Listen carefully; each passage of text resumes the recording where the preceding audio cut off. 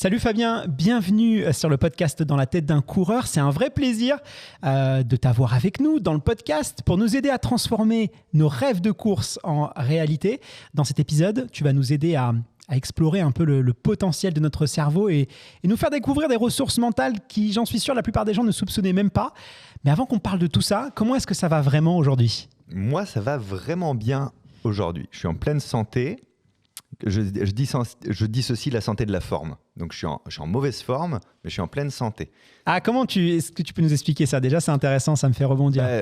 Pour le coup, toi, ça va te parler. Hein. C'est le principe de récupération. C'est-à-dire, j'ai fait 100% de mon sommeil, mais je vois bien que j'ai des irrégularités d'heures de coucher, d'heures de lever. J'ai eu beaucoup de déplacements avec la tournée, donc je récupère mal, mais je suis en pleine santé. Donc, ça veut dire que si je charge trop mes journées, je peux être irritable en fin de journée. Quand tu réponds un peu sec, quand tu réponds avec l'intonation qui monte vers le haut, tu sais, évidemment que j'ai envoyé le mail. Voilà, ce genre de phrase très désagréable qu'il ne faut pas faire. Donc, je me méfie quand je suis en pleine santé, mais pas en bonne forme, de ma manière de communiquer avec les autres. Bon, en tout cas, c'est vraiment un vrai plaisir, d'autant plus que ça fait très longtemps que je voulais t'inviter dans le podcast, mais on n'avait pas réussi à matcher un peu les agendas, mais c'est chose faite aujourd'hui.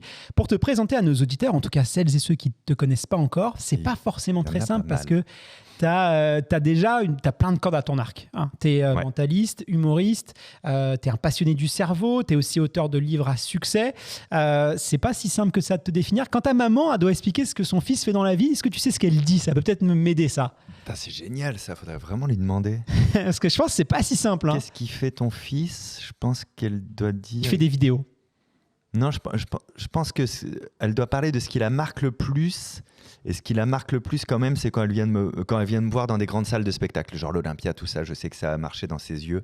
Donc je pense qu'elle dit que je suis mentaliste sur scène, tu vois. Mais effectivement, c'est compliqué. En France, on doit absolument définir les gens par ce qu'ils font, quoi. Et le problème, c'est que j'aime faire tout. Donc mon fonds de commerce, c'est le cerveau, on va dire. Donc ça, c'est ma passion, le mentalisme. Et après, je vais la décliner sous forme de métier. Donc quand je suis sur scène, je suis artiste. Quand j'écris des livres, je suis auteur. Quand je fais des vidéos, je suis vidéaste. Quand je fais une émission de radio, je suis chroniqueur. Enfin, tu vois. Donc je fais tous les métiers que j'ai envie d'essayer autour d'une seule passion. C'est le fonctionnement un peu du cerveau, on va dire. Bon, écoute, tu vas nous expliquer tout ça. Et il y a aussi une qualité qu'on n'a pas parlé, enfin en tout cas aussi une de tes compétences qu'on n'a pas parlé, c'est que maintenant tu es coureur, tu es aussi marathonien. C'est fou de dire que je suis marathonien. Ouais, tu fais partie de ce club. Je suis marathonien lent, mais je suis marathonien. Ouais, quoi qu'il arrive, on est marathonien. Le marathon, c'est une fois qu'on a franchi la ligne d'arrivée, on est marathonien parce qu'on a tous des histoires, des vécus différents. Donc évidemment. Non, mais c'est fou. On va sûrement en reparler, mais comme j'ai bien vécu ce marathon, j'ai l'impression de ne pas encore être marathonien. C'est vrai ? Parce que j'ai pas les histoires de douleur qui vont avec un marathon, je trouve. Ah ben on va creuser parce que ça c'est intéressant. Ton parcours en tout cas il est assez unique parce que tu as découvert la course à pied sur le tard pendant presque 40 ans. Je vais pas dire ton âge, je vais être délicat, mais pendant presque 40 ans tu as longtemps... 41 et presque 42 là, à la fin du mois. Donc voilà, pendant un peu moins de 40 ans tu étais persuadé d'être nul en sport. Ouais. Tu te voyais surtout comme un cérébral, quelqu'un qui était très focalisé sur le développement, non pas physique mais plutôt mental, et tu avais mis justement le corps un petit peu de côté et pourtant tu as finalement réalisé assez tard que corps et esprit, ça fonctionnait encore mieux ensemble. Qu'est-ce qui t'a amené peut-être à prendre conscience de cette synergie entre le cerveau et le corps qu'on a tendance à dissocier, surtout en France. Tu vois, à l'école, il y a ceux qui sont bons en sport et il y a ceux qui sont bons en maths. Quoi. Voilà. Et alors que finalement, tu prends par exemple dans le monde anglo-saxon, on est très attaché à avoir des gens complets.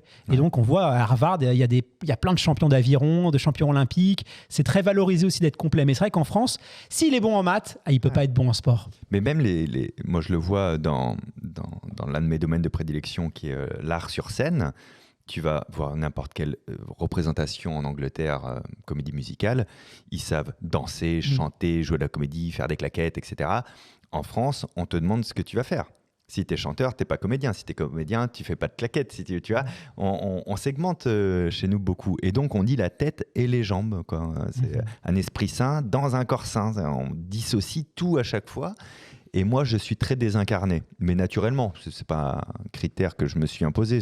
Je peux passer une journée sans m'être regardé dans le miroir. Et à la fin de la journée, on me dit « Mais t'as pas vu que tu avais une trace de feutre rouge depuis ce matin ?» Ben non, j'ai pas vu puisque j'ai jamais vu ma tête de la journée, quoi, tu vois. Donc, j'ai jamais eu une grande estime de mon corps. Je me trouve pas très beau, je me trouve pas très machin, donc j'ai décidé de l'oublier un petit peu ça depuis les années collège, tu vois. Et après, tout a continué, c'était ok. Et puis comme j'avais de la chance d'intéresser les gens quand je parlais de l'esprit, de ce qui m'intéressait moi, bah du coup j'ai tout misé là-dessus, quoi. Donc quand je monte sur scène, on doit être incarné. Il y a le mot carne dedans, c'est la chair, quoi. Tu vois, c'est la viande, c'est la bidoche. Moi, je sais pas que je suis sur scène, quoi. Donc j'ai dû compenser tout ça. Et l'année dernière, en 2023, j'ai commencé à me mettre à marcher dans un premier temps pour perdre une petite pellicule de gras sur le ventre. Alors, on a le droit d'en avoir une. Moi, ça m'agace. Parce que ce qui m'agace, c'est de me dire, c'est si facile à régler maintenant, pourquoi je vais attendre, tu vois ? Et c'est comme ça que je vais remettre un processus de mise en mouvement, en tout cas. Et dans la mise en mouvement, je sais pas, j'ai des réflexions qui me viennent et je me dis, mais je passe mon temps à dire on peut pas muscler le cerveau, on peut pas muscler la mémoire parce que c'est pas un muscle, c'est un organe. Et me revient tout le système de bah oui, c'est un organe. Donc si c'est un organe, c'est le corps. Donc si le corps il va bien, le cerveau va bien. Et je commence à lire des études du coup sur la mémoire liée au sport, voir s'il y a une corrélation. Ben non, il y a une causalité, il y a plus qu'une corrélation. C'est-à-dire que plus tu fais du sport en cardio, plus ça va alimenter ton hippocampe, plus l'hippocampe va grossir, et l'hippocampe étant le siège de la mémoire, plus tu te préserves des maladies neurodégénératrices, meilleure est ta mémoire, etc. C'est quand même un truc qui m'intéresse là fortement, ça touche du doigt. Et du coup, à partir de là, donc ça fait maintenant 1 an que je prône un peu ça de attention, c'est vraiment, si tu veux des bons conseils pour ton cerveau, remets-toi en mouvement si tu es sédentaire. Voilà, c'est mon premier conseil maintenant, c'est arrête d'être sédentaire, soigne ton alimentation et fais tout ce qui est bon pour le corps que tu connais déjà. Bah déjà, ça a un gros impact sur le cerveau, quoi. C'est intéressant ce que tu dis parce que là, on touche du doigt ce qu'on appelle aussi le sport santé. Ouais. Et c'est vrai que toutes les maladies dégénératrices, donc tu parlais Alzheimer, Parkinson, il y en a des maladies aussi, même cardiovasculaires aussi, on peut les mettre dedans. Ça, c'est des maladies modernes. On dit modernes parce qu'il y en avait beaucoup moins il y a 60-50 ans. Et c'est des maladies aussi qu'on ne trouve pas dans les pays en voie de développement. Pourquoi ? Parce que c'est des maladies qui sont directement liées à nos modes de vie. Dans ton métier, j'imagine s'il est pas très proche du mien, mais quand même un petit peu, on passe beaucoup de temps assis parce qu'on écrit beaucoup. Bien sûr. Donc forcément, on sait aujourd'hui qu'être assis, alors on le compare souvent avec le tabac, mais c'est juste pour faire une métaphore, c'est-à-dire que c'est un peu une bombe quand on est assis. Et donc, faire du sport, ça nous permet de limiter cet effet-là. Et c'est vrai qu'on ne peut pas... Moi, j'ai jamais compris vraiment cette distinction entre le sport et l'esprit. On avait reçu aussi Cécile Coulon, qui est une autrice qui parle beaucoup de course à pied. Et c'est vrai qu'au début, les gens ne comprenaient pas. Mais pourquoi tu nous parles du running ? Nous, on est des littéraires. Lâche-nous avec ton sport. Et elle explique que non, ça l'aide énormément parce qu'il y a aussi cette expression, tu sais, je veux pas courir avec des problèmes, je rentre avec des solutions. Est-ce que toi, tu as aussi des idées quand tu vas courir ? Est-ce que des fois, des situations de blocage dans ton travail, tiens, comment je vais gérer cette situation-là ? Je vais courir et finalement, je vais trouver les solutions. Ça t'arrive de vivre ces expériences ? Oui, parce que le temps d'endurance fondamentale, c'est aussi un rendez-vous avec toi-même. Quand tu as une sortie longue à faire de 100 minutes, 120 minutes, 150 minutes de F, que tu le veuilles ou non, tu vas introspecter un minimum. Si tu respectes ton EF, en tout cas. Si tu n'es pas dans le dur, tu vas avoir des pensées de vie personnelle ou de vie professionnelle. Moi, quand j'écris un livre, il faut que j'ai de quoi noter, parce que comme c'est la couche la plus prégnante de mes pensées, l'écriture du livre actuel, quand je vais courir longtemps, il y a un moment donné où je vais commencer à tirer un fil et me dire « Ah tiens, ça ferait un bon chapitre dans le livre, surtout si je passe là. » Et donc, je n'ai pas forcément un problème à résoudre, mais je reviens quand même avec des solutions. Et c'est très intéressant pour la vie personnelle aussi. Mais surtout dans la créativité, c'est beaucoup en courant que j'ai des idées... En fait, c'est l'ennui. Tu sais quoi ? C'est l'ennui, c'est le même ennui que tu as quand tu es sous ta douche ou quand tu es aux toilettes et que tu n'y vas pas avec un téléphone ou un livre, etc. C'est-à-dire qu'à un moment donné, le cerveau, quand il n'a rien à faire, il prend des données, il les connecte et il voit ce que ça donne. Et des fois, tu fais « Mais oui !» on pourrait faire ça. Et là, tu as la dopamine de la nouveauté en plus qui naît, où tu trouves ton idée merveilleuse. Donc, il va falloir attendre 1 semaine avant de décider de la réaliser ou pas quand même, que ça retombe. Mais je reviens avec beaucoup d'idées un peu novatrices comme ça quand je rentre de courir. Une autre chose qui est sûre, c'est que ça régule mon humeur. Ouais. Ça, tu as vu vraiment ou tes proches peut-être Non, parce que collaborateurs je suis assez d'humeur égale quand même. J'ai toujours... C'est un point... qui vient pas de moi, quoi, que mon entourage me dit toujours. Alors, pas toujours en point de vue positif, parce que l'humeur égale, ça veut dire que quand il se passe un truc exceptionnel, je suis quand même d'humeur égale plutôt que de sauter de joie, tu vois. Mais je trouve quand même que j'appréhende mieux la vie et les soucis quand j'ai une activité sportive régulière que quand je l'ai pas.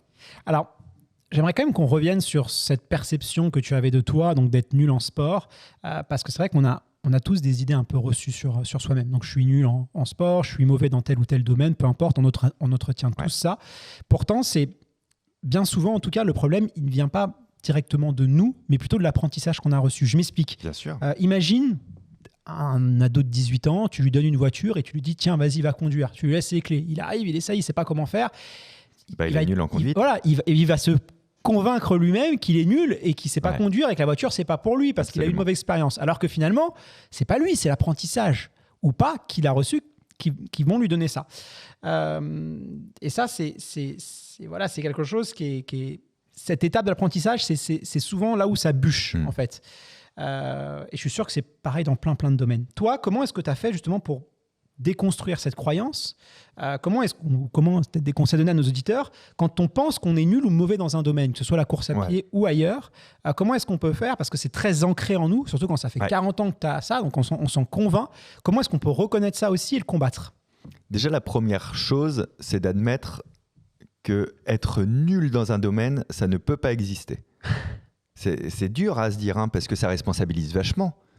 Tu vois, si je te dis, non, t'es pas nul en maths, tu ne peux pas être nul en maths.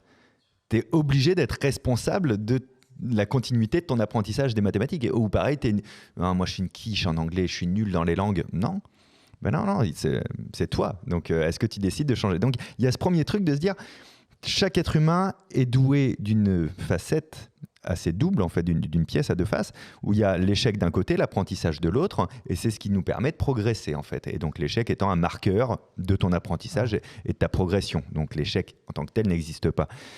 Une fois que tu as admis ça, ça vaut le coup d'aller chercher pourquoi tu te crois nul, par contre. Et donc, pourquoi tu te crois, on est déjà dans l'ordre de la croyance. Hein.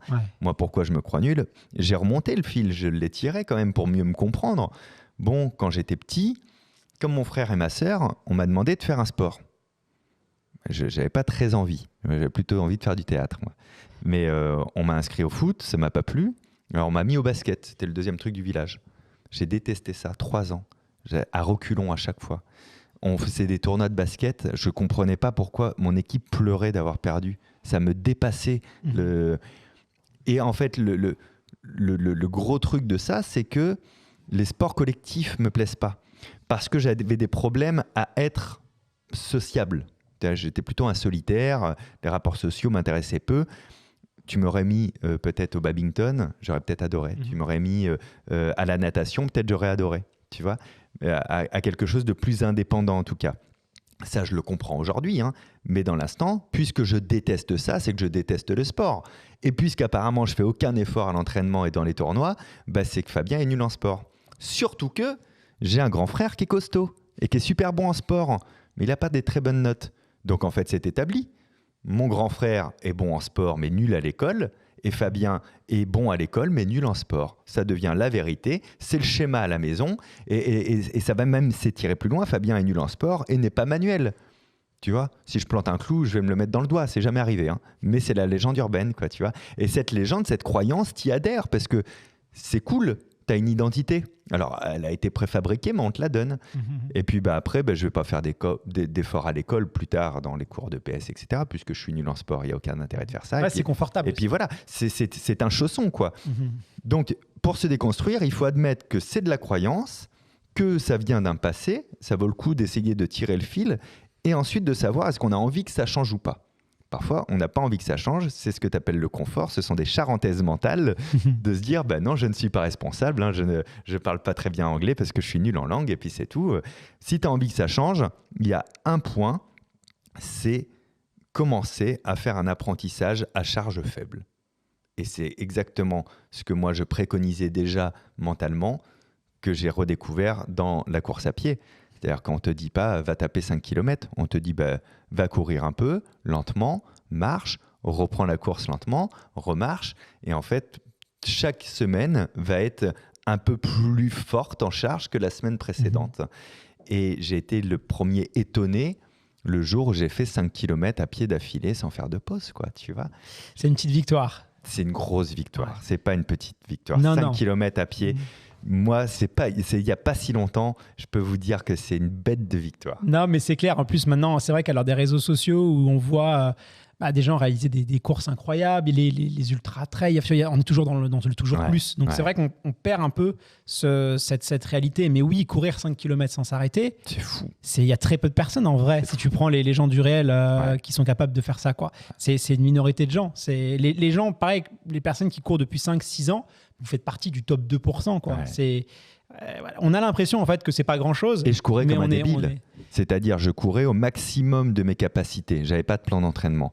Donc le jour où j'ai ralenti pour arrêter de courir comme un débile à chaque entraînement et que du coup j'ai fait 7 au lieu de 5, là aussi, ça fait des semaines, des mois que tu bloques à 5 et d'un coup tu ralentis un peu, tu découvres que tu fais 7 du coup. C'est fou. Bon, on va reparler justement de tout ça et tu vas aider nos auditeurs et nos auditrices à transformer leurs rêves de coureurs en réalité, puisque récemment, tu as publié un livre qui s'appelle « Votre idée va devenir une réalité, les méthodes d'un procrastinateur abstinent pour mener à bien ses projets », un livre qui est paru aux éditions Pocket. Et justement, dans ce livre, ce que j'ai trouvé bien, c'est que tu nous apprends à passer à l'action sans flancher, à gérer la démotivation, à aller jusqu'au bout aussi de nos objectifs, parce que finalement, l'enjeu, il est vraiment là. C'est pas de se perdre en chemin. Voilà, parce que le problème, c'est que tu as beaucoup de personnes qui veulent se lancer sur marathon, même sur un ultra-trail, ou pourquoi pas faire un 10 km, je sais pas, en moins de 34 minutes.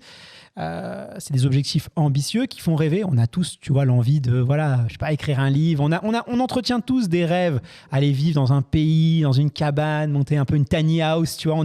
On a tous ces rêves finalement au fond de nous, mais on n'y va jamais. Pourquoi ? Parce que c'est vrai que ça peut des fois sembler un petit peu intimidant, voire impossible. Selon toi, la toute première étape quand on entretient un rêve, par exemple quelqu'un qui veut faire un marathon ou qui veut réaliser tel chrono, la toute première étape pour transformer ce rêve, cette chose qui nous fait vibrer, rêver au fond de nous, en un objectif concret et motivant. La première étape à passer, ce serait laquelle ? Pourquoi ? Le vrai pourquoi. Le vrai du vrai pourquoi. C'est quoi qui se cache derrière ? Est-ce que c'est l'ego personnel ? Est-ce que c'est se surpasser ? Mais se surpasser, ça va être la première réponse. Donc pourquoi tu veux te surpasser ? Tu vois, je veux me surpasser pour me prouver que je sais faire ce temps-là, quoi. D'accord, pourquoi tu veux te prouver des choses ? Parce que, et tu vois, au bout de 3-4 pourquoi, tu vas rentrer dans le deep des choses et tu vas comprendre pourquoi fondamentalement tu veux faire ça. Il n'y aura pas de bonne ou de mauvaise réponse, ça dépend que de toi. Par contre, ce pourquoi-là, c'est la seule chose à laquelle tu vas pouvoir te raccrocher quand toute la chimie mentale aura disparu. C'est-à-dire que l'excitation, la dopamine d'un nouvel objectif, ça tient un certain temps. Sur une prépa sur 16 semaines, ça ne va pas tenir 16 semaines dans ton cerveau. Donc quand tu vas en avoir marre au bout de X mois ou X semaines, il faudra bien que tu te souviennes de pourquoi fondamentalement tu voulais le faire. Et c'est la grande différence entre la motivation et la persévérance, tu vois. Pour moi, la motivation, c'est quelque chose d'un peu intrinsèque, c'est un peu facile, tu vois. Je suis très motivé à faire ce truc. Mais persévérer, c'est quand tu n'as plus grand-chose, tu as surtout des difficultés, tu en as marre et tu vas continuer. Pourquoi tu vas continuer à le faire ? Moi, quand j'écris un livre, j'en suis à mon 10e, j'ai la même sensation d'une montagne à gravir. J'ai toujours une bonne idée pour mon bouquin, j'ai envie de raconter quelque chose, ça me motive intrinsèquement. Et donc, je vais déverser. C'est un peu dur, mais je sais être dans ma motivation parce que je sais que j'ai plein de choses à dire et que voilà, il faut que je déverse. En général, quand je suis à la moitié du livre, j'ai l'impression d'avoir tout dit. Et j'en ai marre. Mais je suis à la moitié, quoi. Tu vois, sinon, c'est pas un livre, c'est un livret, quoi, tu vois. Et puis, il faut aller au bout des choses. Donc, la deuxième moitié, je ne l'ai qu'à la persévérance. Je vais être honnête, je prends plus tellement de plaisir à ce moment-là.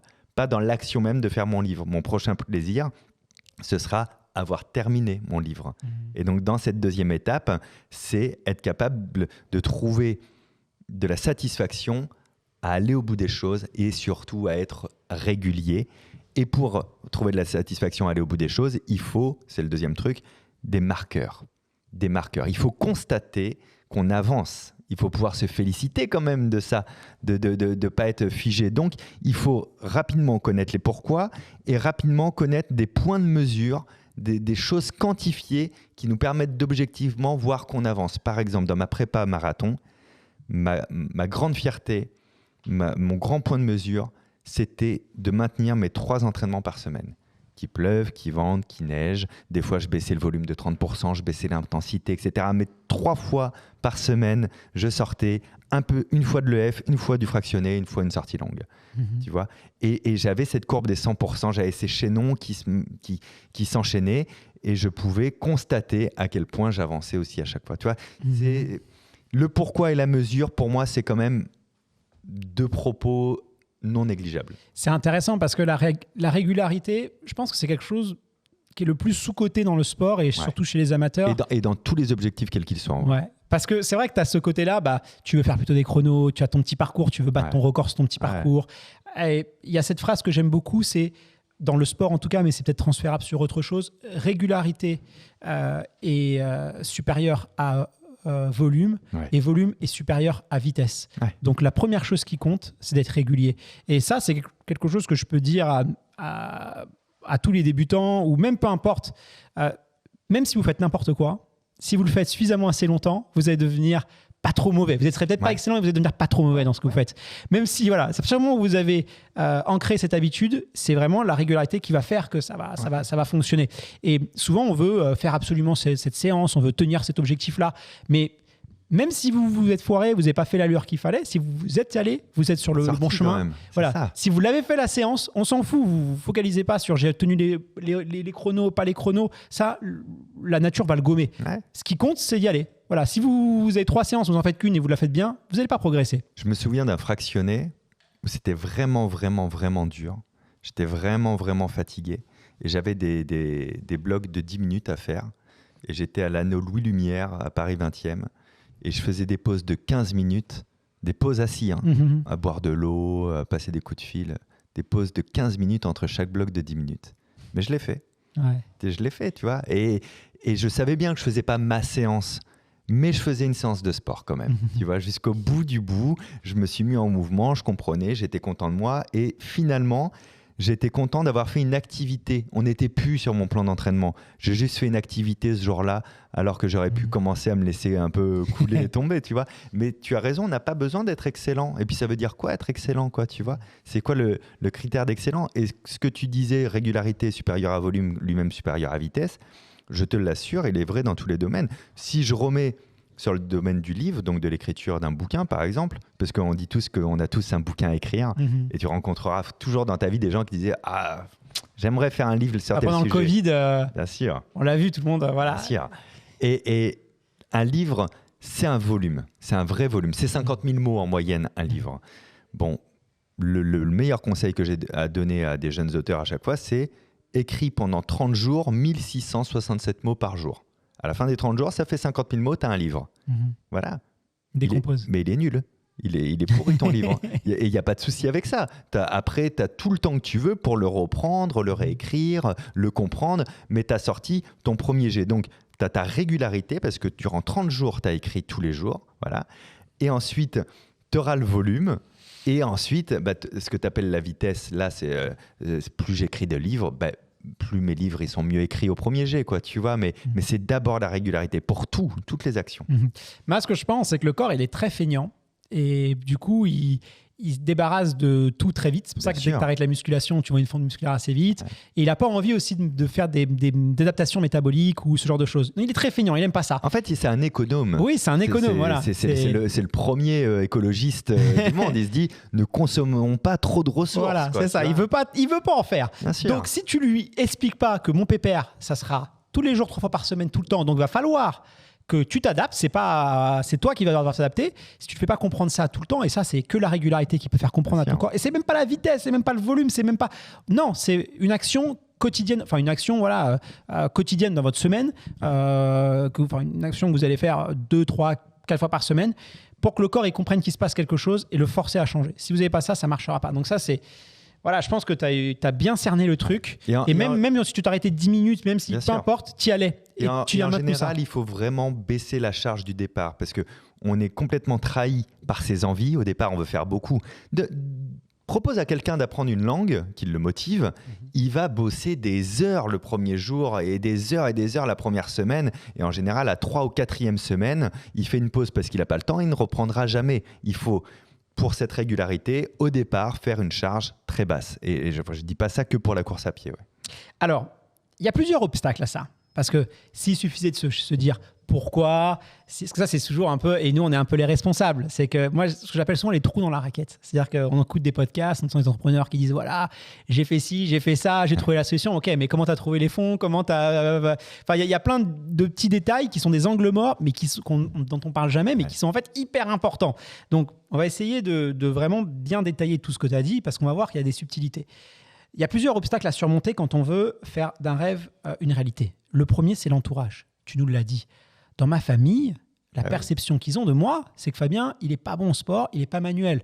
Quand tu annonces que tu vas faire un marathon, les gens ils se disent mais tu vas te blesser, parce que c'est même bienveillant, tu vois. Mais c'est ce qu'elle m'a dit. Les gens, ils ont, tu vois, et puis ils veulent aussi c'est un peu aussi les peurs qu'ils ont d'eux.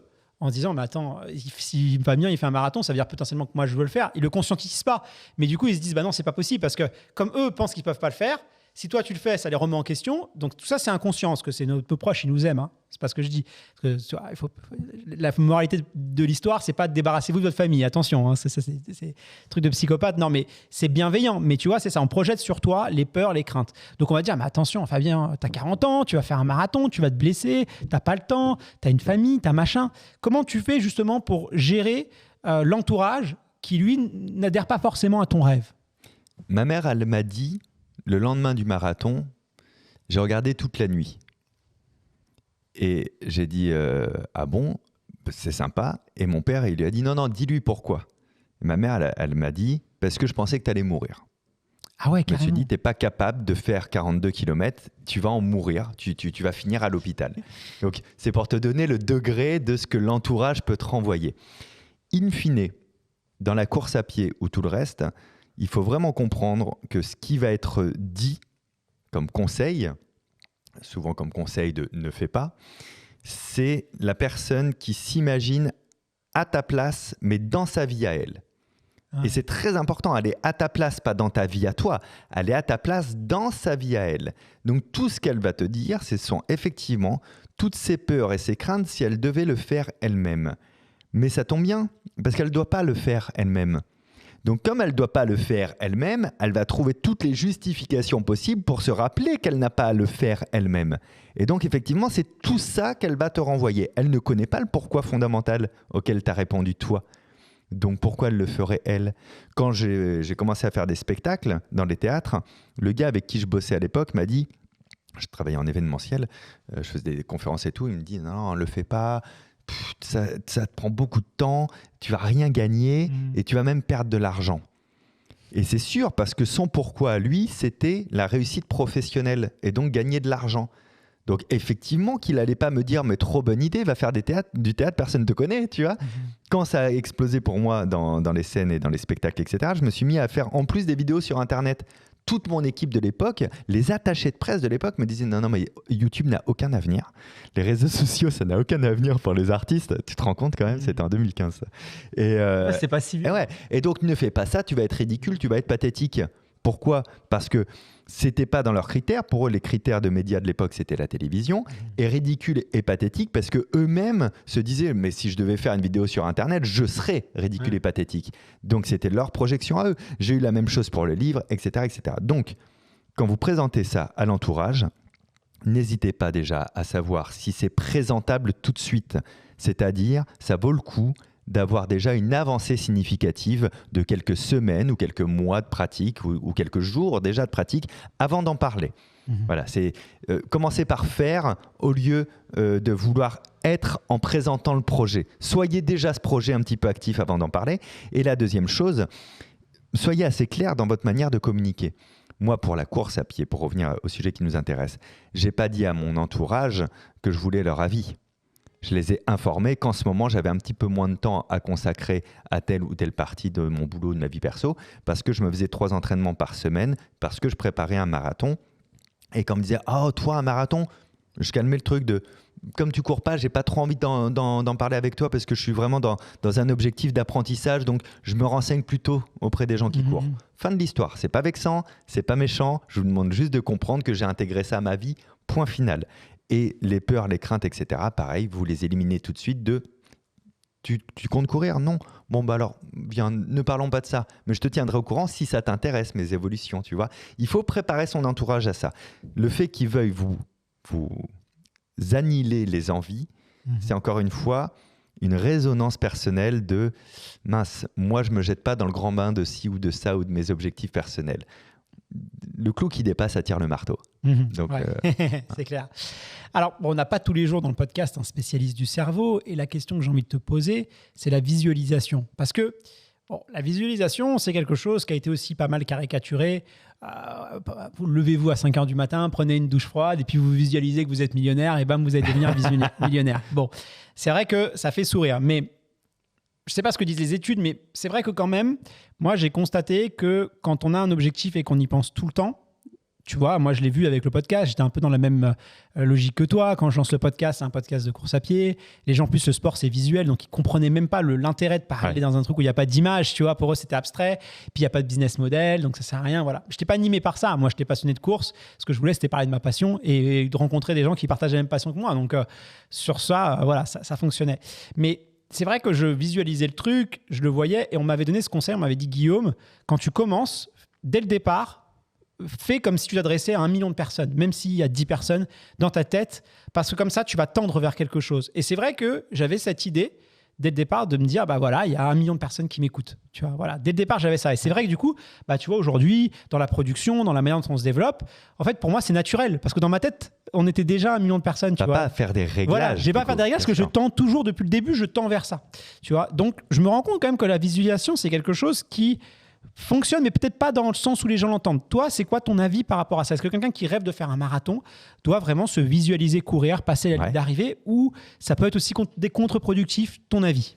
Non, je pense que la visualisation, c'est un très bon outil. Tu vois, en fait, ça part d'une chose assez simple par rapport à ce que tu disais là tout à l'heure en amont, il y a une vingtaine de minutes. Il faut déjà ne pas attendre d'avoir les réponses à toutes les questions avant de se lancer. Tu parlais de la raquette trouée. Moi, en général, quand j'ai un nouvel objectif, une nouvelle idée, un nouveau rêve, j'ai plein de questions qui me viennent en tête. Bon, dès que j'ai 10% de réponses, j'y vais. La première raison, c'est parce que toutes les questions que je me pose ne sont pas bonnes, en fait. Les vraies questions, elles vont arriver après, quand j'aurai commencé et que je vais découvrir la réalité. Une fois que j'ai commencé, là, je me projette. Là, je visualise le futur. Mais pour 2 raisons. La première, il faut visualiser pour que votre cerveau sache vers quoi vous voulez tendre. Effectivement, tu as voulu tendre vers un podcast qui occupe ta vie, qui professionnalise, et pas qui soit un loisir pendant 1 an. Donc, tu as besoin de le visualiser, ça, pour voir ça. Et ensuite, de visualiser la finalité, c'est pas de visualiser avec ego un potentiel succès de quelque chose. Idem pour le marathon. C'est de visualiser ce que ça va rendre. Ça va rendre quoi quand je vais être en train de courir? Ça va rendre quoi quand je vais être en train de franchir la ligne d'arrivée? Je vais être dans quel état mental, physique, etc. Là, votre cerveau est très bien conçu. Vous vous souvenez quand vous rêvez la nuit, vous êtes en sommeil paradoxal, tout a l'air très vrai.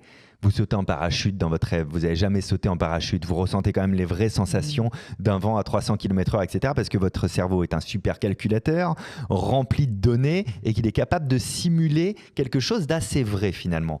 Quand tu visualises un futur potentiel suite à ton idée ou ton rêve, ton cerveau le visualise relativement bien et en faisant ça, tu vas voir les problèmes à affronter que tu n'aurais jamais imaginé sinon. Tu vas voir la manière dont il va falloir que tu fasses, la manière d'être que tu vas devoir adopter, que tu n'aurais jamais pensé si tu n'avais pas visualisé le futur. Exactement ton exemple, si tu n'avais pas imaginé parler à 1 million de personnes, tu n'aurais pas eu telle rigueur, telle manière de faire ceci, peut-être que tu aurais fait des vignettes différentes, peut-être que ta communication aurait été différente. C'est parce que tu visualisais ça que tu voyais du coup assez naturellement. Puisque je parle à 1 million de personnes, c'est sûr que quand on enregistre, on fait ça, c'est sûr que je prépare ça en amont, etc. Puisque je parle à 1 million de personnes.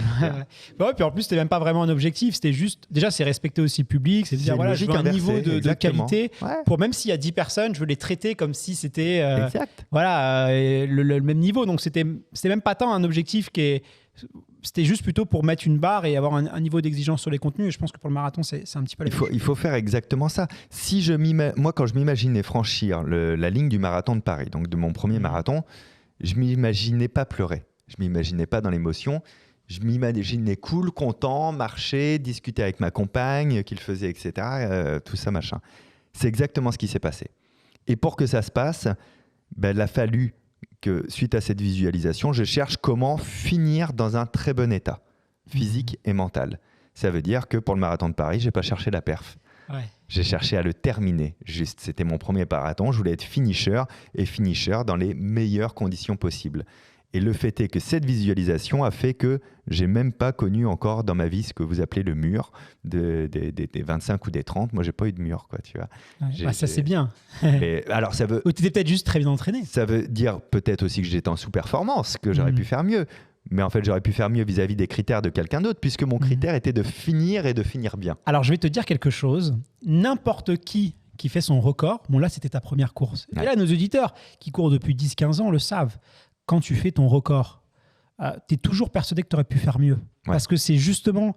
En fait, si tu avais accéléré au moment où tu pensais, peut-être que tu ne l'aurais pas fait. Donc, c'est un sentiment très normal, quand tu as battu ton record, d'avoir cette impression que tu aurais pu faire mieux. Et c'est un trait commun que tu vas retrouver tout le temps. Ben, je l'entends chez ma compagne. Voilà. Donc, en fait, c'est pas si surprenant que ça, justement. C'est parce que il aurait fallu que tu aurais accéléré, machin, tu n'aurais pas eu la même expérience. Donc, voilà, rassurez-vous. Et dans ce que je disais, et quelque chose qui est transférable par rapport au podcast où je disais on a 1 million d'auditeurs, mais quand vous commencez un sport, vous vous lancez dans la course à pied, vous voulez faire un marathon, déjà vous êtes des athlètes. C'est-à-dire que c'est important de s'identifier comme... Et un athlète, qu'est-ce que c'est ? C'est quelqu'un qui pratique l'athlétisme. L'athlétisme, c'est la course à pied, c'est un sport. Tu es ce que tu fais dès que tu commences à le faire. Donc déjà, dès le départ, même si vous allez courir une fois, ne vous dévalorisez pas, vous êtes un athlète. Considérez-vous comme un athlète dès le départ, parce que déjà, c'est ce que vous êtes. Voilà, soyez à l'aise avec ça. À partir du moment où vous courez avec régularité, vous êtes des athlètes. C'est tout. Vous écrivez juste 2 poèmes, vous êtes un poète. Voilà. Même s'ils sont nuls, peu importe. C'est comme ça. Donc c'est déjà vous mettre dans cet état d'esprit-là. Et voilà. Et si vous arrivez à vous convaincre de ça, ça va bien se passer pour vous, j'en suis sûr. Alors, on a parlé de l'importance de la régularité. On a dit c'est super important, si et ça. Pour éviter le trou dans la raquette, c'est comment on crée une régularité. Parce qu'on le sait, il y a des coureurs à pied. C'est même pas un sujet. Il faut aller courir, ils y vont, c'est des robots. Tu as l'impression que c'est facile pour eux. Tu as l'impression que ça leur demande pas d'effort. Et c'est vrai, c'est devenu tellement une habitude que ça leur demande pas d'effort. Quand d'autres, aller courir... Ils n'ont pas envie, ils se disent, ils vont revoir si la montre ça va bien, ils disent j'ai un peu soif avant d'y aller, ils vont, tu vois, il y a toujours ça demande vraiment un effort très difficile, et c'est vrai, ça demande un effort très dur. Comment est-ce qu'on fait concrètement pour créer une habitude qui devienne naturelle, pour que ce ne soit pas douloureux, pour que ce ne soit pas une question d'aller courir ? Quel conseil tu pourrais donner justement pour créer une habitude ? Alors, une habitude au sens propre du terme, c'est quelque chose qui ne provoque ni plaisir ni déplaisir. La dernière grande habitude de l'humanité, c'est de se brosser les dents. Je ne pense pas que quand tu te brosses les dents, tu te dises « Ah, c'est trop bien !» ou que tu fasses « Oh non, je les ai déjà brossés hier !» Non, tu t'en fous, c'est une habitude. La dernière étude qui a été faite en 2009 sur le sujet des habitudes, elle a démontré qu'il fallait en moyenne 66 jours pour intégrer une nouvelle habitude dans sa vie. C'est très important. Ah, on a dit que c'était 27, je pensais. Et non, c'est une connerie ça, c'est 66. Ouais. Okay. En fait, les 21, les 27, les 30, ça vient de tous les journaux et magazines qui sortent bizarrement tous les 15 jours, toutes les 3 semaines ou tous les mois. Ouais. Il faut que le mois prochain, ils aient une nouvelle habitude à te vendre, quoi, tu vois. Donc en moyenne, c'est 66 jours, ça dépend de la personne, ça dépend de l'habitude qu'on veut mettre en place. Mais c'est hyper important de le dire parce que ça veut dire que c'est plus de 2 mois quand même, il faut tenir, il y a le principe de persévérance. Donc pour tenir 2 mois, meilleure chose à faire, c'est donc avoir une charge faible au départ. Ça tombe bien, dans le sport, c'est ce qu'on te demande, on va augmenter la charge au fur et à mesure. Et surtout, et ça va ne dépendre que de vous, et pour le coup, je pense être le bon client pour le dire, il faut que ça devienne de votre part votre priorité dans l'agenda. Moi, je fais des spectacles, ça occupe 80% de mon temps quand je suis en tournée. J'écris des bouquins, ça occupe à peu près 80% de mon temps quand j'écris. Je fais des vidéos, ça occupe à peu près 80% de mon temps. Mais je fais les 3 en même temps finalement. Donc ça fait beaucoup de 80% à gérer en même temps. À partir du moment où je me suis mis à courir, premier truc dans l'agenda, caler les courses, caler les entraînements. C'est un rendez-vous avec soi-même. C'est vous qui allez déterminer si c'est prioritaire ou pas dans votre vie en fait. Le fait de ne pas le rentrer dans votre agenda, si vous considérez que vous avez un agenda de vie chargé, le fait de ne pas le mettre en se disant « bon, de toute manière, je trouverai le temps de le faire », c'est un aveu que vous n'êtes pas à fond dedans. C'est un aveu que ce n'est pas votre priorité de mettre cette habitude en place. Donc d'abord, on met ça en place. Et moi, cette semaine, là où je te parle, j'ai une semaine très galère. Eh ben, si je n'avais pas mis ça en priorité, j'ai même fait sauter un truc cette semaine que je reporte à plus tard, qui est pourtant professionnel et intéressant, mais je n'ai pas le choix. Je n'ai pas le choix si je suis raccord avec moi. Ma priorité en ce moment est de m'entraîner. Donc, il faut mettre cette priorité-là, une charge basse et matérialiser cette priorité avec je commence par caler ça dans mon agenda. Et après, ce qui nous fait tenir, parce qu'au début, on ne progresse pas. Au début, c'est plutôt de la souffrance. Et, voilà. Et après, ce qui nous fait tenir, c'est quand on voit les progrès. Parce que généralement, les choses qui nous passionnent, c'est les choses où on est bon, la plupart des cas. Déjà, quand même, ça fait pas mal tenir, psychologiquement, on le sait, de construire des maillons. Plus il y a de maillons qui sont rassemblés dans la chaîne, plus c'est dur d'en lâcher un. Quand ça fait 3 ou 4 semaines que tu as fait tes 3 entraînements par semaine, ça commence à être un peu dur de se dire que la semaine prochaine, il y en a un que tu vas pas faire. Quoi. Tu vas, parce que tout ce que tu as investi en temps, tu capitalises pas dessus. La version à la perte, évidemment. Ouais, c'est ça. Mais ça, c'est un truc que j'avais vu sur les gens qui jouent au loto. Je crois qu'il y avait une étude sur les jeux en loto en ligne.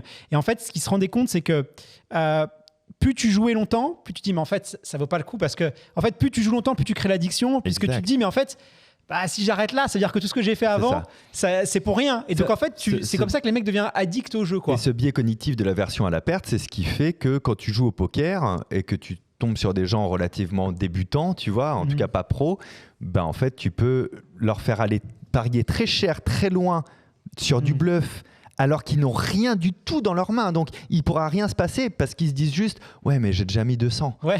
Donc, je vais suivre à 50. » quoi. Non. Économise tes 50 plutôt que de penser tes 200, ils sont déjà perdus quoi qu'il arrive. Tu vois. Ouais, dès qu'on a mis dans un projet, on veut aller au bout. Exact. Voilà, donc là, c'est bien. Ça nous permet de capitaliser positivement. C'est Fort Boyard, ça aussi. Exact. Ceux qui ont la référence. Mais Fort Boyard coûtait très, très cher. Et en fait, ça a coûté des milliards à l'État français.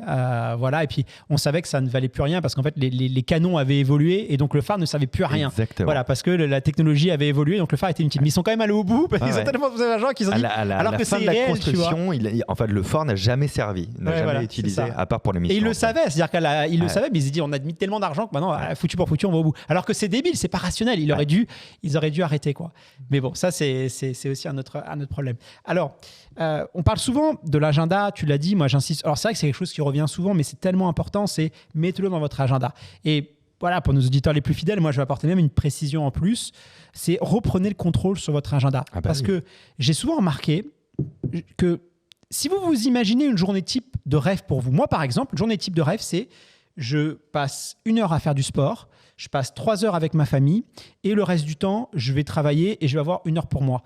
Donc, mettez sur le papier les choses qui sont importantes pour vous. Parce que des fois, on entend des gens qui disent moi, ce que j'aime, c'est passer du temps avec mes enfants. Mais quand tu regardes dans leur agenda, ça ne se traduit pas par là. Donc déjà, en fait, faites cet exercice de vous dire qu'est-ce qui est important pour vous. On s'en fout. Juste ce qui compte pour vous, mettez-le en termes de temps. Et ensuite, vous reprenez le contrôle sur votre agenda et vous le placez sur ça. Et ça, c'est... En fait, c'est un agenda donc qui revient tout le temps. C'est vraiment puissant, quoi. C'est vous qui devez avoir la maîtrise sur ce que vous avez envie de faire. Parce que des fois, on est vite surpassé et on subit les choses. Et alors, puisqu'on parle de l'agenda, il y a sûrement aussi 2 choses à dire. La première chose, c'est un agenda doit tout comporter. Arrêtez de le fantasmer. Ce qui tient sur le papier ne tient pas dans la vraie vie. Si vous avez 30 minutes de trajet entre 2 rendez-vous, si vous ne le marquez pas noir sur blanc ce 30 minutes, il n'existe pas. Sauf que, spoiler, vous n'allez pas vous téléporter de la fin de votre rendez-vous au trajet à l'autre rendez-vous. Donc en fait, 30 minutes de trajet égale sûrement 40 minutes à bloquer dans l'agenda. Et sinon, vous allez avoir le syndrome du médecin qui fait qu'à la fin de la journée, vous accusez 3 heures de retard sur tout et vous speedez, etc. Deuxième chose, le temps n'est pas égal à votre énergie. Et toutes les actions que vous allez donner ne consomment pas la même ressource dans votre batterie naturelle. Je donne un exemple concret. J'en ai rien à foutre de faire le ménage. C'est-à-dire que 20 minutes de ménage, pour moi, ça vaut 20 minutes de mon énergie. C'est mon étalon, le ménage. J'aime pas particulièrement et je m'en fous de le faire, tu vois. Par contre, téléphoner à un truc officiel de type impôt, EDF ou j'en sais rien, ça me gonfle grave. Mais vraiment, je sens bien que ça me demande 2 fois plus d'efforts que mon étalon de base. Donc, si je dois passer un coup de fil de 10 minutes aux impôts, ça me bouffe 20, 25, 30 minutes d'énergie, en fait, d'équivalence. Et donc, ça veut dire que je suis obligé de prévoir, suivant ce que j'ai à faire dans une journée, des blocs où il n'y a rien. Je ne sais pas ce que je vais vraiment en faire, mais je sais que j'ai plus vraiment l'énergie tu vois. Donc, en fait, il faut aussi composer son agenda avec son énergie. Pareil, si je dois faire 45 minutes de F, ça va énergiser ma journée. Si je dois faire une sortie longue de 2h30, ça va bouffer de mon énergie. Il faut que je prévoie une journée un peu de récupération derrière ça. Je ne vais pas prévoir les mêmes choses. Je peux prévoir, je l'ai fait ça, une sortie longue de 2h30 avec un spectacle le soir, sans aucun problème. Sauf que l'après-midi, je ne vais pas être en train de travailler derrière mon ordi. Non. En fait, je vais être en train de jouer à Zelda, de lire, de me reposer, de dormir, etc. etc. Ben, c'est tout bête, mais tout ça, ça se prévoit. Votre agenda, c'est pas je vois ce que je peux faire sur toutes les tranches horaires disponibles. Vous n'allez pas réussir. Non. Et puis c'est bien aussi de mettre des feedbacks. Moi, souvent, ce que je fais, c'est que je mets en rouge, en vert. Je reprends mon agenda de la semaine et puis je vais colorier ce que j'ai aimé, ce que j'ai pas aimé.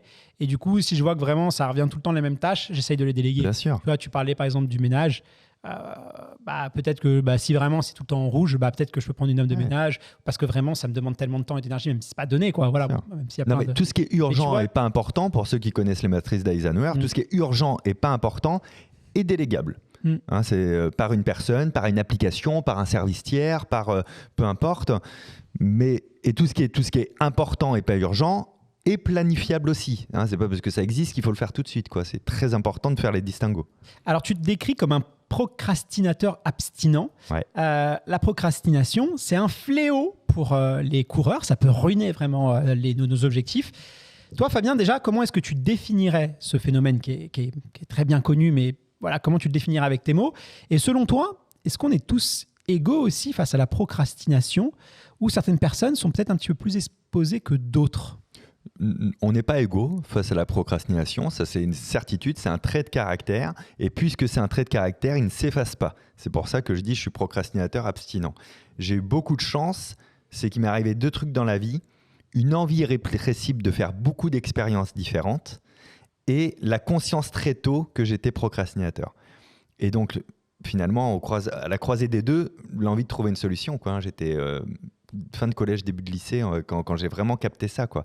Que en fait, je foutais rien de toutes mes envies, parce que tout se repoussait tout le temps, finalement, je me faisais rattraper par le temps. Donc procrastination qu'on pourrait définir par reporter à demain ce qu'on peut faire aujourd'hui. L'art de toujours reporter, finalement, d'être très très bon quand on a le temps de rien faire, de dire oh là là, quand j'aurai le temps, je ferai ci, je ferai ça, je ferai ça, parce que ça se traduit beaucoup par ça.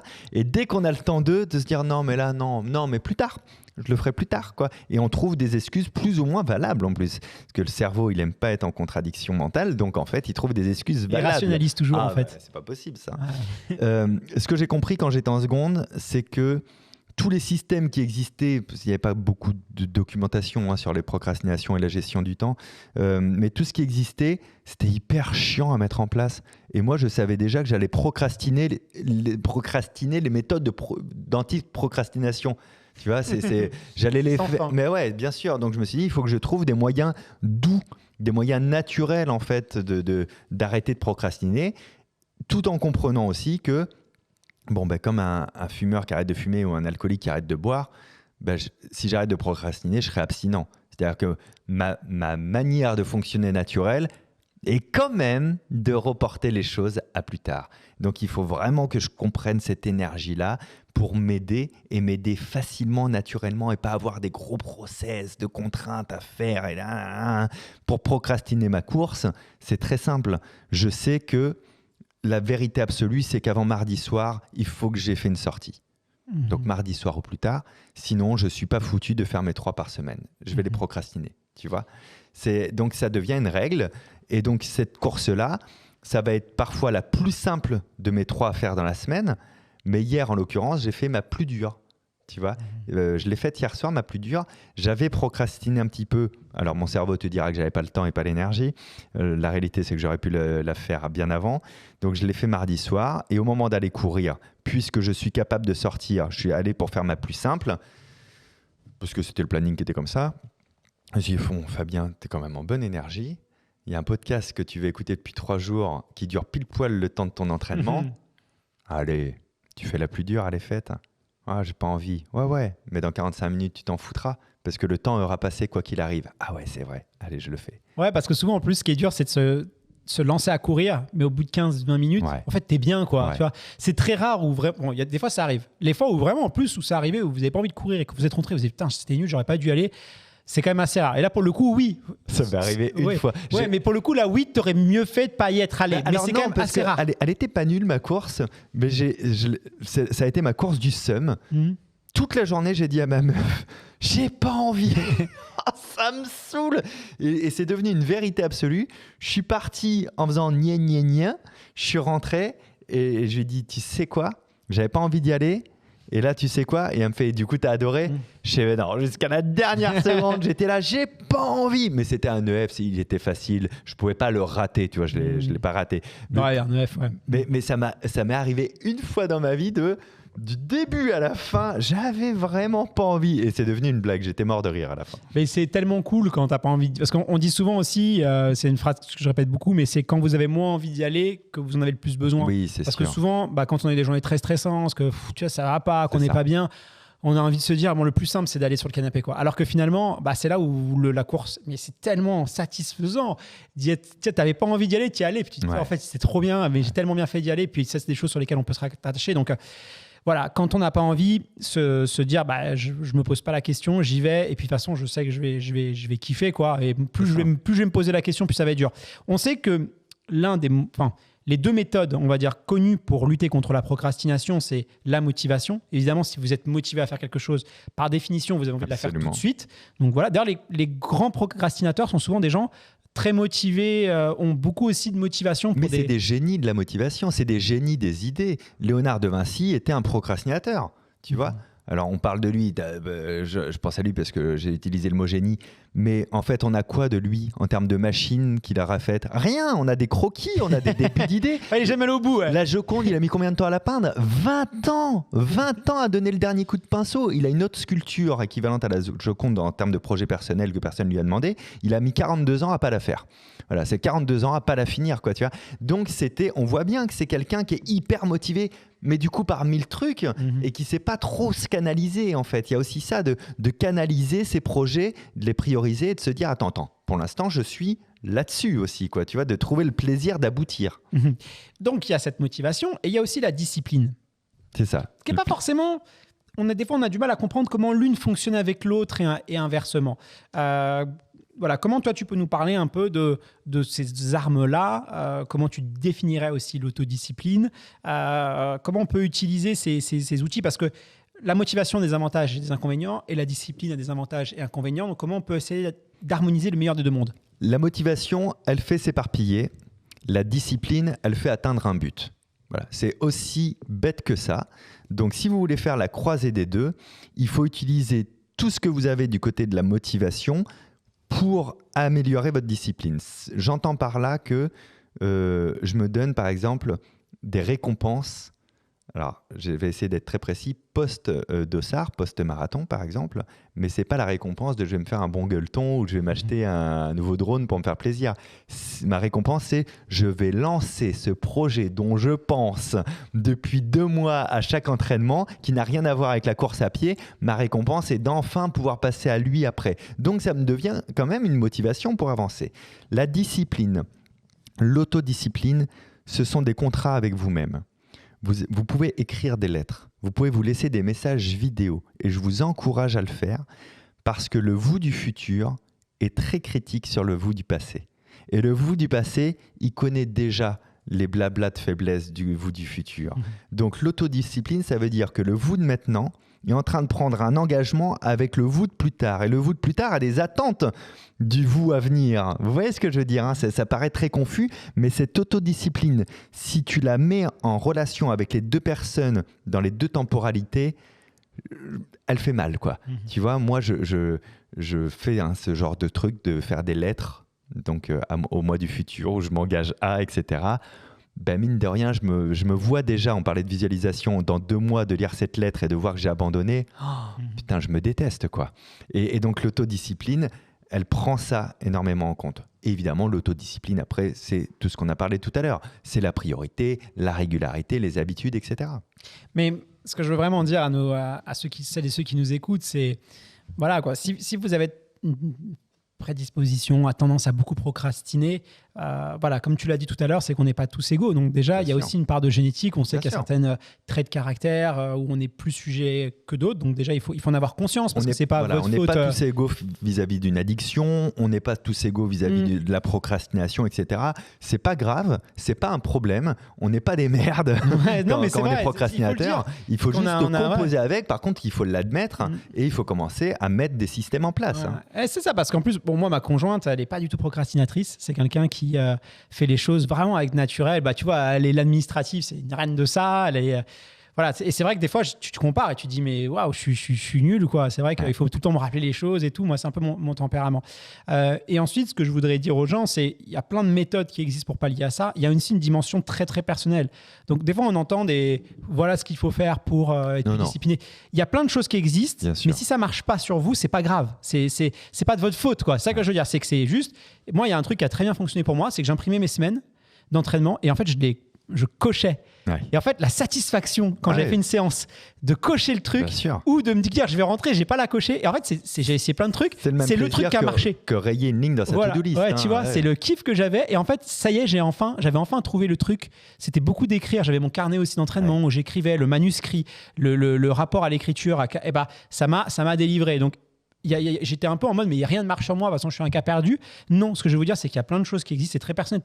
Il y en a, ça va être s'acheter une tenue, ça va être, il y a plein de choses qui essayez les choses et puis persévérer, vous allez voir, vous allez trouver votre truc et vous allez. Si jamais vous feuilletez le bouquin dont on parlait tout à l'heure, là, votre idée va devenir une réalité, vous verrez que dedans, dès le début, je dis c'est pas une méthode, c'était ma méthode. Et pourquoi je déverse la méthode que j'ai faite pour moi, pour que vous veniez picorer des trucs ou que ça vous inspire des choses. Mais parce que je suis entièrement d'accord avec toi, c'est au contraire une mise à l'échec quand on te dit ça c'est la solution miracle et tu vois que ça marche pas sur toi et tu te dis je suis un cas désespéré quoi. Non. Chaque personne qui a publié une méthodologie, qui parle de petites astuces, de petites méthodes, soit il l'a fait pour répondre à son besoin personnel, donc ça vaut le coup d'écouter et de se dire attends je peux essayer ou je peux m'en inspirer ou quoi, soit c'est des gens qui pensent réellement avoir une méthode alors qu'ils n'avaient pas la problématique, laisse tomber, déjà tu mets de côté. Et même encore plus que ça, vos méthodes et vos process, quand vous êtes procrastinateur, peuvent changer aussi dans le temps et c'est pas grave. Moi j'ai des outils d'organisation. Tous les 1 an et demi, je m'aperçois que je passe à autre chose. Et en fait, ce qui s'est passé, c'est que j'ai même un cycle. Donc pendant un temps, je suis très carné, tu vois. Et puis après, pendant un temps, je vais être très digital dans mes notes. Et puis après, je vais avoir encore un autre système avec des fiches Bristol que j'aime bien. Et je sais pas, ça me fait plaisir. Et je varie comme ça. Et en fait, je sais que ma méthode, donc pour cette organisation-là, c'est pas l'un des trois. C'est de bouger quand j'en ai marre de l'un des trois, quoi. Tu vois, c'est comme ça. Ouais, et c'est OK. Hyper intéressant. Alors, l'une des choses aussi qui vont nous empêcher d'atteindre notre objectif, notre rêve de course, ça va être aussi l'imprévu. L'imprévu, on ne se rend pas compte à quel point ça fait partie du quotidien des coureurs. Tu as été marathonien, tu sais très bien qu'une course, ça ne se passe jamais comme on l'avait prévu. D'ailleurs, tu le dis dans ta vidéo, toi, tu pallies à ça justement en prévoyant rien. Mais ça, c'est quelque chose que vraiment, j'ai interviewé des tonnes de sportifs. Sur le même typiquement, le marathon pour tous, je peux avoir 4-5 coureurs, c'est 4-5 histoires différentes. 4-5 personnes. Déjà, tu te dis, mais c'est c'est la même course que vous avez vécue, tellement que les histoires peuvent être différentes. Parce qu'il y a tellement d'imprévus, de composantes qui rentrent. Quelqu'un qui va se lancer dans un objectif, je veux faire un marathon. Puis d'un seul coup, je ne sais pas, il va avoir une promotion au travail. Parce qu'il va se passer des choses dans votre environnement qui vont vous éloigner, qui vont vous perturber. Et là, c'est difficile, c'est de s'adapter. Comment est-ce qu'on peut faire ? Parce qu'on sait que c'est une chose qui freine les gens dans leur objectif, c'est cet imprévu, l'enfant, le machin qui est malade, le si. Comment on fait justement pour gérer l'imprévu, que ce soit en course ou en préparation ?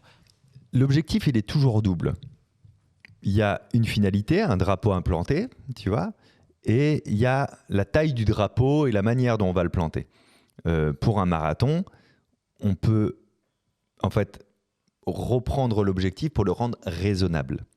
C'est-à-dire qu'il est mesurable. On a franchi la ligne d'arrivée, donc 42,195 km. Maintenant, est-ce que le temps qu'on avait prévu, on va pouvoir toujours le répercuter ? Est-ce qu'on ne peut pas être plus raisonnable sur cet objectif ? Tous les copains que j'ai de la course à pied maintenant, qui ont des échecs, en général, c'est qu'ils n'ont pas voulu réguler le côté raisonnable de leur objectif. Parce qu'ils voulaient faire en moins de 4h15, alors qu'il fallait juste vouloir le faire en moins de 4h17. C'est con, c'était 2 minutes, mais au lieu d'être satisfait à l'arrivée, t'es dégoûté parce que t'as fait 4h16 en fait, finalement. Donc le côté raisonnable dans l'adaptation de l'imprévu, il est très très important. Et le côté aussi, l'imprévu va arriver, il faut l'admettre psychologiquement et mentalement. L'imprévu est prévisible en fait. Il est presque. Alors il n'est pas prévisible, il est inévitable. Voilà, donc on ne peut pas l'éviter. Donc on prend conscience qu'il est là, mais on ne sait pas quel imprévu ça va être. Est-ce que ça va être une maladie? Est-ce que ça va être une promotion au travail? Est-ce que ça va être une blessure? Donc il est inévitable. Mais de la même manière, je veux dire, quand tu montes un budget, par exemple, pour un projet, moi je fais des tournées de spectacles, j'ai 10% dans mon budget pour l'imprévu. Et si ça reste à la fin, c'est cool, ça s'appelle du bénéf. Spoiler, ça reste jamais. Ouais, c'est souvent 15 même. Donc mais c'est inévitable, sinon évidemment qu'on l'éviterait. Donc c'est imprévisible, sinon évidemment on le prévoirait, c'est le principe de l'imprévu. Donc il est inévitable, voilà, c'est un fait. Il va falloir composer avec ça, il va falloir après s'autoriser à modifier sa manière de faire, mais surtout dans son objectif, à se rappeler qu'il est double. Il y a la mesure, donc la finalité, je veux faire quelque chose, et il y a la brillance de cette finalité. Et cette brillance-là, on va la rendre raisonnable. Il faut raisonner un petit peu. On a des fantasmes, eh bien, des fois, il faudra une saison de plus pour la course pour atteindre le sub qu'on voulait atteindre. Et c'est pas grave, c'est très bien. On a continué le processus d'apprentissage. Donc, il ne faut pas faire l'autruche. Non. Je retiens bien. Il faut plutôt prendre le taureau par les cornes et se dire OK, et pas hésiter aussi à adapter, quoi. Ouais, c'est ça. C'est ça. Moi, pour le marathon pour tous, je fais que de dire j'avais objectif finisher. Oui. Bon, j'avais aussi objectif quand même au fond de moi, si possible d'être en dessous des 5h30. Voilà. Mais c'était pas un vrai objectif. C'était si je l'avais fait en 6 heures, je sais que j'étais content. Ma brillance était atteinte, je l'avais terminé. En dessous de 5h30, on va pas se mentir, j'étais quand même super content, quoi. Et puis finalement, tu vois, je l'ai fait en 4h56, je crois, ou 5 ans. Un tout petit peu en dessous de 5 heures, en tout cas. Bon, c'est inespéré. Mais finalement, ça ne m'a pas provoqué une joie différente de si je l'avais fait en 5h30. Tu vois, c'est juste, je suis très content de moi. C'est la cerise sur le gâteau. Ouais, je connais mon étalon, etc. Je suis par contre assez persuadé que si j'avais visé le sub 5 heures pour mon premier marathon, en tout cas pour ce marathon pour tous, que je ne l'aurais pas atteint. Parce que je vois 2-3 difficultés que j'ai eues qui m'auraient du coup angoissé, en mode « Ah, j'avais pas prévu ça, j'avais pas prévu qu'à un moment donné, les gels, ça allait me pourrir les intestins et que j'avais envie de courir aux toilettes. J'avais pas prévu ceci ou cela. » Bah, du coup, je me serais mis une espèce de stress supplémentaire et je pense sincèrement que j'aurais pris d'autres décisions qui m'auraient fait faire en plus de 5 heures. Mais c'est intéressant parce qu'on parle énormément en ce moment, il y a toujours des modes, mais en ce moment, c'est beaucoup de lâcher prise dans le sport. On l'a vu par exemple à l'UTMB, des grosses courses où quand tu as des gens qui sont très favoris, très attendus, ne performent pas, quand tu as des gens qui sont un peu plus sous les radars, qui performent, parce que justement, ils ont cette liberté un peu, cette naïveté, cette latitude qui va être une vraie force dans la compétition. Et justement, de plus en plus de préparateurs mentaux travaillent justement ce côté de comment est-ce qu'on arrive justement à décentraliser sur l'objectif. Des gens qui sont hyper orientés par définition sur l'objectif. Donc comment on arrive à trouver les meilleurs des deux mondes. Et c'est vraiment un gros sujet en ce moment chez les préparateurs mentaux dans le très haut niveau. Et c'est intéressant de voir un petit peu comment ils vont trouver des méthodes pour hacker un peu tout ça. Bien, en objectif raisonnable, je trouve qu'il est de plus en plus malsain d'avoir accès à autant de data à la seconde pendant l'effort. Donc, pour le marathon pour tous, j'ai découpé sur ma montre en 4 blocs. 3 blocs de 11 et un bloc de ce qui reste. 11 km. Et un bloc de ce qui reste. Je ne voulais avoir accès qu'à une data. Quelle était ma moyenne, ma vitesse moyenne sur mon bloc de 11 km. Et c'est comme ça que j'ai tenu mes allures. Si tu regardes, mes 4 blocs sont à 7 minutes du kilomètre, point final. C'est marrant parce que c'est une méthode de pro. En fait, les coureurs qui viennent surtout de l'athlé à l'époque ou qui viennent après son marathon, eux, ils coupent en tranches de 5000. Ouais. Et pour eux, en fait, c'est pas un marathon, c'est une succession de 5000 mètres. Et c'est toujours le 5000 mètres, 5000 mètres, 5000 mètres. Donc c'est vrai que découper l'objectif, c'est tellement... Parce qu'en fait, sinon, c'est interminable. Et souvent, c'est... Surtout l'accès à la data... Je ne pouvais pas savoir à l'instant T à quelle allure j'allais. Donc, il est certain que quand j'avais des grosses montées, je devais être plus lent. Mais en fait, j'en sais foutrement rien, puisque le seul truc que je pouvais savoir, c'est à quelle allure j'étais en moyenne sur ce bloc. Et finalement, j'ai tenu une allure moyenne à chaque fois identique, tu vois. Mais il fallait se lâcher prise. Si ça se trouve, ça m'aurait déprimé de voir que je me tapais une montée à 8 du kill, tu vois. Mais je ne sais pas, en fait. Je n'avais pas de moyen de le savoir. Avant de se quitter, je voulais parler de quelque chose, toi qui connais bien le cerveau. Est-ce que tu as déjà entendu parler de l'état de flow dans la course à pied? Alors, l'état de flow pour... Et pas que dans la course à pied, dans la concentration en général. Ah ouais, c'est vrai que nous, c'est un principe qui est... qu'on rattache beaucoup au sport, mais c'est vrai qu'il est transposable comme beaucoup de choses. Même dans l'écriture, tu vois, on a pas mal parlé de l'écriture. Dans l'écriture, moi, je cherche l'état de flow. Donc, l'état de flow, c'est quelque chose qui est presque mystique. Quand vous courez, ça se trouve, les auditeurs vont comprendre de quoi je parle, ceux qui ne connaissent pas ce concept. C'est vraiment un moment donné où tout vous semble naturel. Voilà, c'est facile. Et vous avez même une acuité, vous allez entendre les oiseaux, vous allez faire corps avec votre environnement, vous allez vous sentir bien. Presque, c'est comme si vous allez voler. C'est une sensation qui est très particulière, qu'on peut rencontrer à l'entraînement, qu'on peut rencontrer en compétition. Alors là, quand on rencontre en compétition, c'est génial. C'est vraiment, là, c'est ce niveau-là où on se disait tout est très, très facile. J'imagine, si tu me dis que tu connais ça dans l'écriture, dans ton travail, tu as dû un petit peu l'analyser. Alors, comment est-ce que cet état de flow se construit? Qu'est-ce qui se passe dans notre cerveau? Et surtout, comment est-ce qu'on peut le faire venir, le faire naître? Parce que ça, c'est intéressant. Alors, l'état de flow, si vous ne l'avez jamais connu, vous en avez peut-être un similaire qui est moins positif. C'est celui qui fait que vous allez scroller sur un réseau social 2 minutes et qu'1 heure après, vous y êtes encore. C'est son inverse, quoi. Voilà, c'est le mauvais état de flow, on va dire. L'état de down. Ce qu'on essaie de faire, c'est de générer ça positivement quand on est en train de courir, quand on est en train d'écrire, quand on est en train de faire quelque chose. C'est lié à l'attention. C'est lié à la concentration et l'attention uniquement. Hein. Donc, à tout le système cognitif. Donc, déjà, pour l'atteindre, il faut que le système cognitif soit très reposé.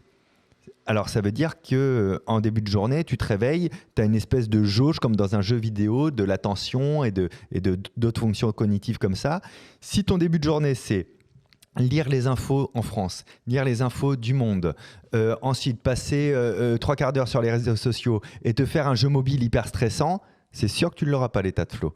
Parce qu'en fait, ton esprit, tes fonctions cognitives, donc mémorielles, de parole, d'analyse, etc., sont déjà très fatiguées et donc elles ne peuvent pas automatiser les choses. Par contre, si tu as protégé ça, il peut arriver qu'avec les bonnes pensées et en se connaissant bien, tu atteignes cet état de flow, par exemple, en courant. En se préparant bien, ça veut dire il faut que tu te connaisses. Est-ce qu'aujourd'hui, tu as envie d'écouter de la musique ou pas? Ou est-ce que tu la mets par réflexe? Est-ce que tu as envie d'écouter un podcast ou pas? Est-ce que tu le mets par réflexe? Est-ce que tu as envie déjà d'entendre ton environnement ou pas? Tu vois, par exemple, je ne sais pas courir sans avoir de choses dans mes oreilles. Pour le marathon pour tous, au bout de 2 chansons, je l'ai coupé. J'ai couru 5 heures sans écouter de musique, de podcast, de choses comme ça, parce que je me suis rendu compte que le bruit environnant était très intéressant pour moi et que c'est ça qui allait me faire... Même si t'es fractionné, tu mets de la musique? Ouais. Ah, c'est pas... Ouais. Bon, après, chacun fait comme il veut. Hein. Ah ouais. Mais c'est vrai que c'est bien. Moi, je oppose pas les deux. Je comprends pas les gens qui disent je cours jamais sans musique, jamais sans truc, et je comprends pas les gens qui courent tout le temps avec. Je pense que c'est un bon Là, mix le fractionné d'hier, j'ai mis un podcast que je voulais écouter il y a un petit moment. Et donc, ça, je suis toujours. Alors ça, c'est quelque chose qui me fascine. Les gens qui écoutent des podcasts sur les fractionnés, il y en a beaucoup plus que ce qu'on croit. Ouais. Je sais pas comment c'est possible. Moi, ça me fait tomber dans un flow, ça. Ouais, mais tu dois aller vite. Enfin, c'est vraiment. Ça me fascine. Moi, je pense que c'est. Après, c'est parce que peut-être parce que je cours que depuis 1 an que que je suis capable de faire ça, quoi, tu vois, parce que c'est pas des allures de zinzin. Mais il y en a plein, même des très bons coureurs qui le font. Hein. Mais ouais, c'est tous différents. Mais voilà, on en revient à ce que je disais, de faire vraiment tout le travail pour très très bien se connaître et reconnaître dès que vous avez un petit état de flow. L'état de flow, hein, c'est le moment où t'as pas vu que t'es passé du 4e au 6e kilomètre. Voilà, là, t'as été en état de flow entre deux. Analyse, tu pensais à quoi? C'est quoi qui s'est passé? C'était quoi ton état corporel, mental, le pourquoi du comment, pour pouvoir reproduire ça en fait éternellement. Et à l'inverse, il y a des fois, j'essaie d'avoir un état de flow quand même assez conscient. Là, j'étais en montagne à Villard-de-Lans. Qu'est-ce que c'était joli là-bas. J'avais pas envie de décrocher complètement dans ma tête. Donc j'avais un état de flow un peu différent. J'avais bien conscience du temps qui passe. Mais là, comme tu disais, je faisais corps avec la nature. Je regardais tout. J'étais en visite, quoi. Tu vois, c'était trop bien. Hein. Ah, je suis sûr que ça met des petites étoiles dans les yeux. Voilà, c'est vraiment un état c'est aussi pour ça aussi qu'on fait la course à pied, qu'on aime ce sport, qui malheureusement un état que ne connaissent pas les très débutants, parce que souvent c'est même plutôt l'inverse. Ouais. Et c'est vraiment, il faut un petit peu d'expérience, pas beaucoup, mais un petit peu d'expérience quand même pour pouvoir le découvrir. On te réinvitera parce qu'il y a plein de sujets que je voulais aborder. On n'a pas eu le temps l'occasion d'en parler, mais je peux peut-être juste rajouter un truc, sûr. Comme tu parlais des débutants. Moi, j'avais une croyance erronée. J'avais peur de m'ennuyer en courant. Si vous nous écoutez et que vous êtes débutant, ça ne m'est jamais arrivé de m'ennuyer en courant. Et c'est quand même con parce que je connais bien le cerveau et je sais que le cerveau ne sait pas s'ennuyer par définition. Il peut avoir peur de l'ennui, mais il ne s'ennuie jamais parce qu'il va se mettre à penser à autre chose. Donc, n'ayez pas peur de l'ennui.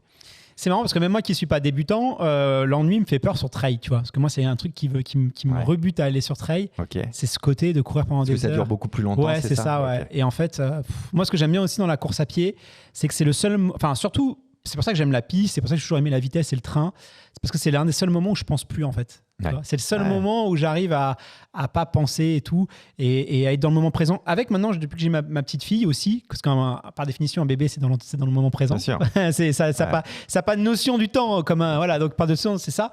Mais c'est vrai que c'est ces deux moments que j'ai retrouvés vraiment. Et du coup, si je suis sur trail et que je vais mettre à penser et tout, alors que quand t'as vu des fois même on me dit sur marathon, mais t'as vu non, j'ai rien vu quoi. Moi je voyais juste la ligne, tu sais, la ligne du marathon, cette ligne et puis je la suis et c'est tellement un bon moment pour moi de couper le cerveau entre guillemets. Voilà, donc le trail c'est vrai que ça me fait peur et du coup je vais peut-être me remettre en question sur ce que j'ai envie. C'est vrai que le trail c'est quelque chose que j'adore suivre par mon travail, j'adore les trailers, mais c'est vrai que j'ai du mal à le pratiquer, parce que j'ai peur de me faire chier. C'est intéressant comme témoignage pour ceux qui nous écoutent, tu vois, parce que ça montre que débutant ou au contraire très aguerri, on peut avoir peur de l'ennui de manière erronée.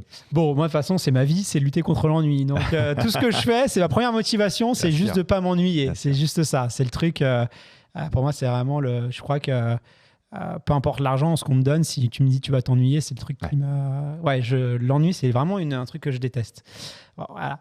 Alors, d'ailleurs, on me disait quand j'étais petit qu'il n'y a que les gens ennuyeux qui s'ennuient. Donc, non, c'est que quand on était... tu vois, j'étais formaté à ça. Quand tu étais petit, on ne savait pas ce que c'était le trouble de l'attention hyperactif. Et que maintenant, c'est peut-être aussi pour ça, va savoir. Alors, Fabien, pour celles et ceux qui veulent peut-être aller plus loin, peut-être si tu as des livres à nous recommander, tu en as écrit beaucoup, c'est...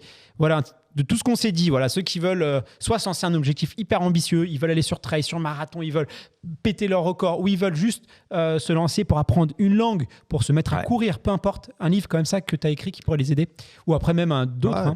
Je vais vous recommander plusieurs livres.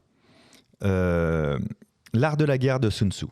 Lisez-le une fois tous les 2 ans, en fonction de vos problématiques, ça va répondre à pas mal de choses. La méthode Kaizen, c'est la méthode des petits pas, justement, d'augmentation de la charge et de gestion de l'habitude. Je vous le recommande vraiment vivement. Je vous recommande de lire Écriture de Stephen King et dans le même état d'esprit, La mémoire d'une fourmi de Bernard Werber. Ce sont les souvenirs de ces 2 auteurs et leur méthode d'écriture, même si vous n'écrivez pas, vous en foutez, c'est pas grave. C'est quand même des choses de très longue haleine, d'entraînement à l'échelle d'une vie. C'est passionnant, tout ce qu'on peut récupérer de ça pour l'appliquer au domaine de la course ou n'importe quel domaine de l'objectif. Et enfin, en dernier livre, dans les miens, il y a mon livre sur l'attention ou celui qui vient de sortir chez Pocket, Votre idée va devenir une réalité, où vous allez pouvoir piocher des choses. Je ne suis pas vendeur pour être vendeur. Ils sont disponibles dans les librairies, mais aussi dans les médiathèques et dans les bibliothèques. Si vous voulez feuilleter pour voir si ça vous intéresse, n'hésitez pas à le faire. Ouais, moi je vous le recommande vraiment, Votre idée va devenir une réalité, parce que déjà c'est très pédagogique, ça peut se consommer aussi quand on n'a pas beaucoup de temps, on n'est pas obligé d'avoir 3 heures. Avant, moi j'étais un grand lecteur, je suis beaucoup moins, et donc c'est vrai que c'est quelque chose qu'on peut picorer, qu'on peut lire à chaque fois, et on apprend plein de trucs. Tous tes livres, d'ailleurs c'est pour ça que c'était un grand succès, mais ils sont très très bien conçus justement parce qu'ils sont écrit pour l'apprentissage. Parce que souvent, on a des choses où on lit des trucs, on trouve ça assez génial, mais en fait, on n'en retient rien. Et ça, c'est chiant, quoi. C'est vulgarisé pour être pratique. Qu'on sache que ça ne sort pas de mon chapeau, mais que ce soit pratique, Voilà, donc n'hésitez pas, on mettra une petite incursion si vous voulez aller et puis des liens évidemment vers tes réseaux sociaux s'ils veulent te suivre sur YouTube et Instagram, parce que tu es très actif sur ces 2 médias. Alors Fabien, pour conclure cet échange, j'ai une petite tradition, c'est que je partage une citation qui pour moi reflète au mieux l'histoire personnelle, l'échange qu'on a eu, et pour toi j'ai choisi celle-ci. Elle est un peu à l'eau de rose, mais j'étais un peu fatigué. Elle était Le mental trace le chemin, mais c'est le cœur qui nous fait avancer jusqu'au bout. Et c'est que dans le sport, on est beaucoup sur la discipline, sur ce genre de choses, mais finalement, le cœur, c'est quand même aussi... bien sûr, c'est bien pour ça que tout le monde finit en chialant. Et puis ne vous transformez pas en machine, parce que c'est un peu triste. Gardez l'émotion, c'est important. Même dans le haut niveau, ça vous rattrape toujours si vous devenez trop une machine. Voilà, donc je voulais la citer. Merci beaucoup pour cet bel échange. Merci à toi. J'espère pouvoir te revoir sur un marathon. Je crois que tu as dû courir du côté de La Rochelle. Alors je ne sais pas quand sera diffusé cet épisode, mais peut-être que tu seras doublement marathonien à l'heure où il est diffusé. En 2024, j'espère. Va savoir, mais en tout cas, tu es la bienvenue sur le podcast. C'était un plaisir d'échanger avec toi. J'espère que nos auditeurs ont autant apprécié que moi cet échange. Et puis, je te souhaite bonne route pour la suite. Je prends. À très vite. Merci beaucoup. Merci. À bientôt.